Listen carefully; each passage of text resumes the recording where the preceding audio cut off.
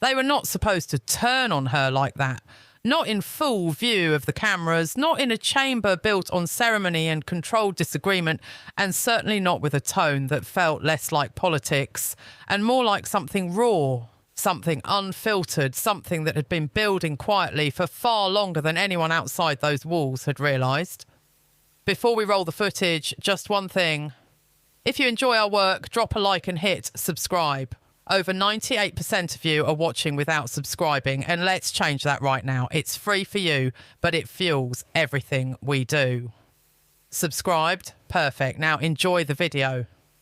Yet on that morning, as took her seat under the cold, watchful lights of the European Parliament, the fragile illusion of unity that had defined her leadership began to fracture in real time. And what followed was not a single moment of humiliation, but a cascading sequence of revelations, reactions and ruptures that together formed a spectacle so unexpected, so layered and so politically dangerous that even veteran observers struggled to fully grasp its implications as it unfolded. The first signal that something was wrong did not come from the speeches themselves, but from the atmosphere. A subtle shift noted by journalists from and all, who later described an almost electric tension in the room, the kind that does not announce itself loudly, but instead lingers in glances, in whispered exchanges, in the way seasoned politicians avoid eye contact just long enough to suggest that something has already been decided behind closed doors. And by the time the session formally began, and with its predictable sequence of procedural motions and carefully structured agenda items, that tension had thickened into something unmistakable, something that felt less like anticipation and more like inevitability. What made the moment explosive was not merely the criticism that followed, but the source from which it came. Because when the first major challenge to von der Leyen's leadership emerged, it did not originate from the usual critics who had spent years positioning themselves in opposition to her policies, but rather from within her own political orbit, from figures who had once stood as allies, defenders, and institutional pillars supporting her authority. And when a senior German MEP rose to speak with a tone that balanced restraint with unmistakable conviction, the room seemed to collectively recognise that a line had been crossed, that whatever was about to be said could not be easily dismissed as partisan noise or routine dissent. He did not shout, he did not gesture wildly, and he did not rely on dramatic flourishes, but instead delivered his remarks with a measured precision that made each word land heavier than the last, outlining what he described as a pattern of strategic misjudgments, a widening disconnect between leadership decisions and lived realities across member states, and a growing sense among European citizens that the institutions meant to represent them were no longer listening with the urgency required by the moment. And when he concluded by stating, in calm but unmistakable terms, that the current trajectory of leadership was unsustainable, the reaction was not immediate chaos, but something far more telling. A ripple of sound that moved through the chamber in waves, beginning as murmurs, building into scattered applause, and then, most strikingly, punctuated by audible laughter that cut through the formal atmosphere like a crack in glass. Von der Leyen's response in that moment was not one of overt shock, but of controlled stillness. The kind of composure honed over decades in high-level politics, yet the cameras, relentless and unblinking, captured the subtle changes that followed, the tightening of her expression, the slight pause before she adjusted her posture, the almost imperceptible shift in her gaze as she processed the reality that this was not an isolated critique, but the opening act of something larger, something coordinated, or at the very least, something contagious. The second wave arrived quickly, carried by a French representative who chose not to soften her language or dilute her message, instead presenting a critique that moved beyond general dissatisfaction and into specific allegations of diplomatic mismanagement, referencing strained relationships with key international partners and pointing to recent negotiations that, in her view, had weakened Europe's standing on the global stage. And while her words were framed within the language of policy and strategy, the underlying message was unmistakable: that confidence in the current leadership was eroding not only internally but also externally.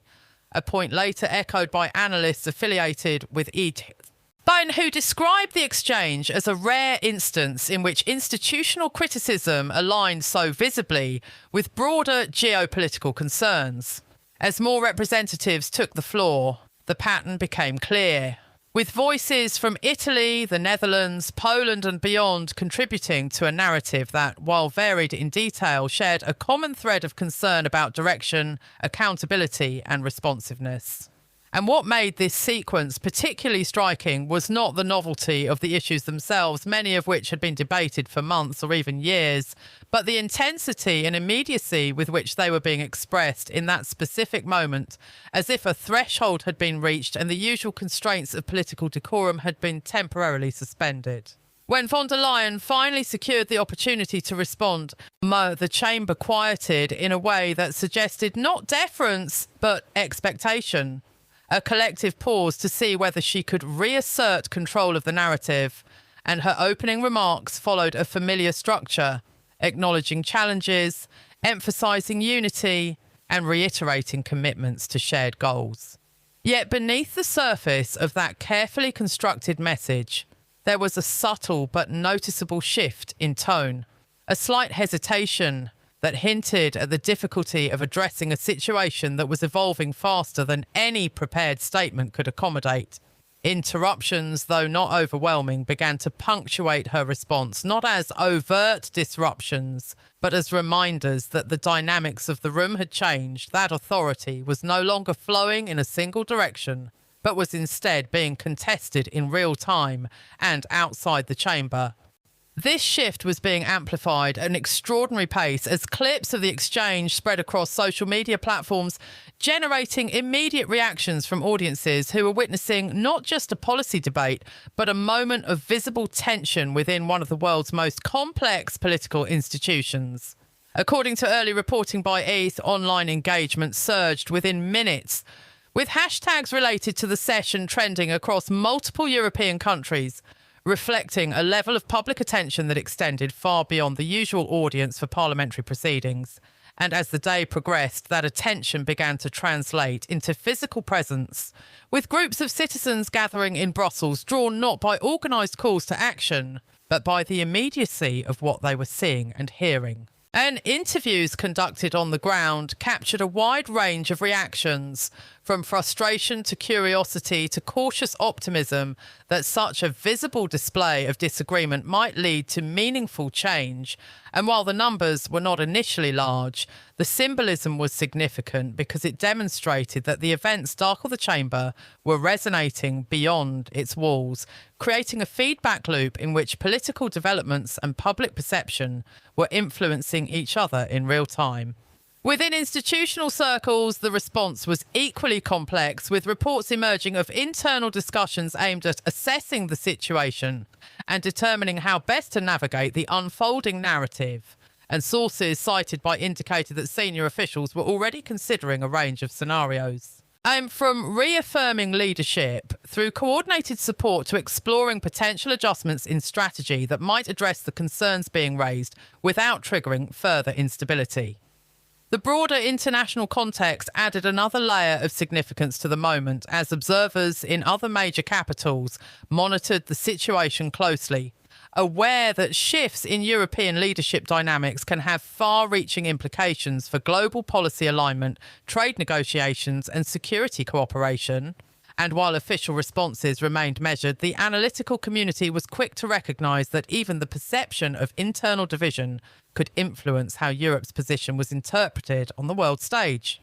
In the days that followed, the narrative continued to evolve, shaped by media coverage, political statements, and emerging data on public opinion, with early polling suggesting a modest but notable change in confidence levels, enough to sustain discussion and keep the story alive within the broader news cycle. And within von der Leyen's own political network, expressions of support remained visible, but were accompanied by a growing emphasis on responsiveness and adaptation, signalling an awareness that the situation required careful management. What ultimately made this moment so consequential was not a single speech or reaction, but the convergence of multiple factors, the timing of the criticisms, The visibility of the exchange, the speed of public engagement, and the broader context in which it occurred, all combining to create a situation that felt both immediate and potentially transformative. A reminder that even well-established systems are not immune to moments of sudden and unexpected stress. As the immediate intensity of the session faded, replaced by analysis and reflection, the central questions remained unresolved, hovering over the political landscape like an unfinished sentence. Because while the structures of governance continued to function and the routines of leadership persisted, the underlying dynamics had shifted in ways that could not be easily reversed, leaving observers to consider whether this was an isolated getnaya or the beginning of a more sustained period of recalibration within the European project. And so the story does not end with that session or with the headlines that followed, but continues to unfold in the decisions yet to be made, the alliances yet to be tested, and the perceptions yet to solidify, raising questions that linger beyond any single moment. Was this a necessary expression of accountability within a democratic system, or a warning sign of deeper fragmentation? Can leadership recover fully once publicly challenged in such a visible manner? And perhaps most importantly, what does this reveal about the balance between unity and dissent in a political structure as complex and interconnected as the European Union? If this moment revealed more than the headlines were willing to admit, then the conversation is far from over, and the next chapter may arrive sooner than expected. So stay attentive, stay critical, and if you want to follow how this story develops as new details emerge and new dynamics take shape, make sure you are subscribed. Because what happens next may not just reshape a leadership narrative, but redefine how power itself is understood within one of the world's most influential political systems.